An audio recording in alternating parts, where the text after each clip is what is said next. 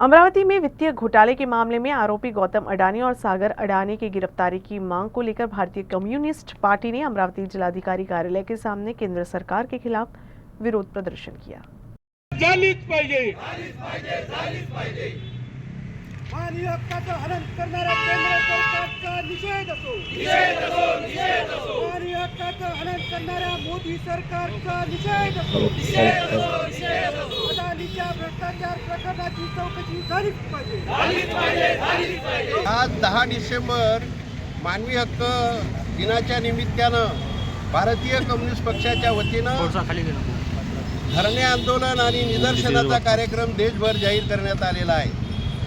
अदानीच्या अमेरिकेमध्ये असलेल्या भ्रष्टाचाराची चौकशी करावी म्हणून ही मागणी घेऊन आज देशभर हे आंदोलन होत आहे। तसंच गेले 2 वर्षापासून मणिपूर हे आपल्या देशातलं एक राज्य अत्यंत मानवी संकटामध्ये सापडलेलं आहे।